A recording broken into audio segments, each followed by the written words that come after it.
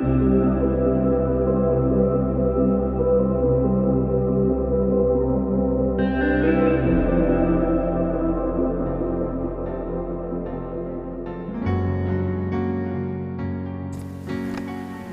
karunia dan damai sejahtera dari Allah Bapa kita dan dari anaknya Tuhan Yesus Kristus menyertai kamu sekalian. Amin.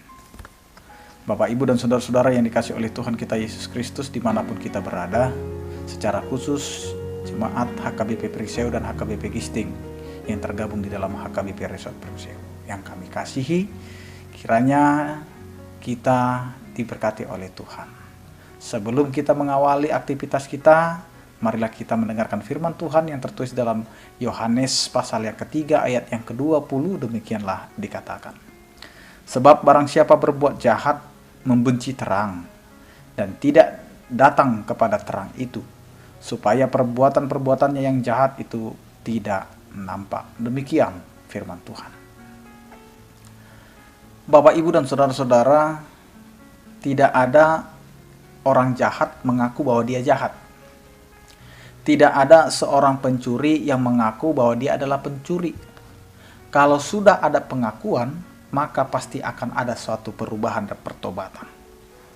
Karena itu, Bapak, Ibu, dan saudara-saudaraku yang dikasih oleh Tuhan kita Yesus Kristus, orang yang tidak baik, orang yang tidak benar itu selalu membenci suatu kebenaran.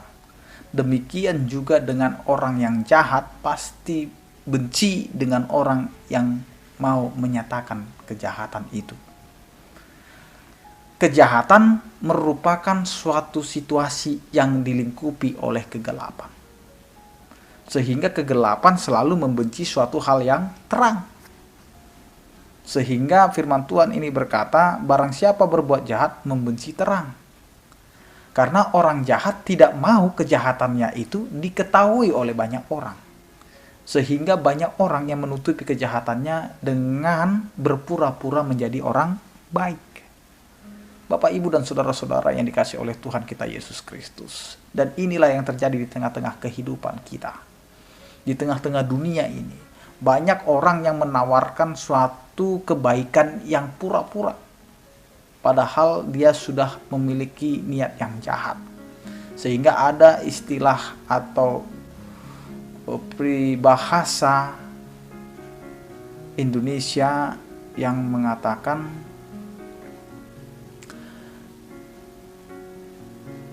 serigala berbulu domba, ya.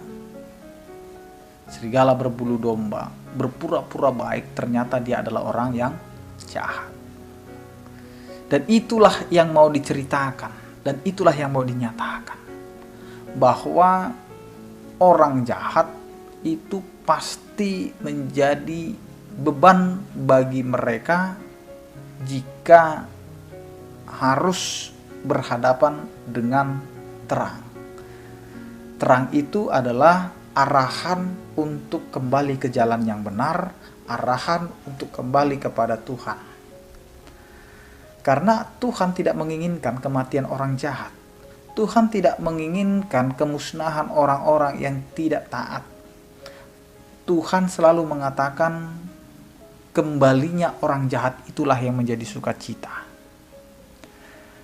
Karena itu Bapak, Ibu, dan saudara-saudara, ketika terang datang itu akan menyingkapkan suatu kejahatan itu. Jadi marilah kita hidup di dalam terang supaya terang kita itu bersinar. Jadi ketika terang kita itu bersinar, maka dia akan menyingkap siapakah kita sebenarnya sebagai orang-orang yang percaya kepada Tuhan. Jika kita masuk ke dalam kegelapan, maka kita akan bertanya, berarti sudah ada persoalan di dalam terang kita. Mungkin terang kita yang kurang terang, atau terang kita yang sudah mulai redup, sehingga kegelapan itu melingkupi kehidupan kita. Jadi Bapak, Ibu, dan saudara-saudara, jangan takut untuk mendekati terang. Karena terang itu yang akan membawa kita ke jalan keselamatan. Banyak orang yang akan menasehati kita, terimalah nasihatnya. Banyak orang yang menegur kita karena setiap tingkah laku kita, mari kita dengarkan dan terima. Jangan pernah sakit hati jika ada orang yang mau menasehati kita atau menegur kita di dalam kesalahan kita. Karena dengan itu kita mau membenahi diri, memperbaharui diri. Karena orang-orang yang hidup di dalam terang akan senang melihat terang. Tetapi orang yang hidup di dalam kegelapan pasti dia benci melihat terang itu. Karena itu hiduplah di dalam terang supaya terang Tuhan tetap berada di dalam kehidupan kita. Amin, kita berdoa. Terima kasih Tuhan atas penyertaan dan kasih setiamu yang mengingatkan kami untuk hidup di dalam terang.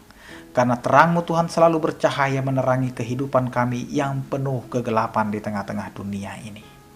Ajari kami Tuhan untuk melakukan yang berguna di hadapan-Mu. Terlebih di seluruh aktivitas kami pada hari ini, biarlah itu menjadi kemuliaan bagi nama-Mu. Engkaulah Tuhan yang memberkati seluruh umat-Mu yang percaya kepadamu.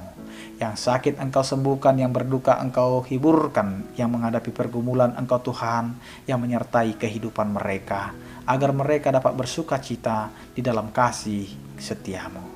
Terimalah doa dan permohonan kami ini Tuhan, hanya di dalam Kristus Yesus Tuhan kami. Anugerah Tuhan kita Yesus Kristus, kasih setia daripada Allah Bapa dan Persekutuan Roh Kudus, itulah yang menyertai kamu sekalian. Amin.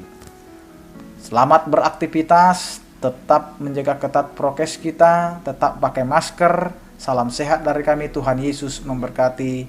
Horas.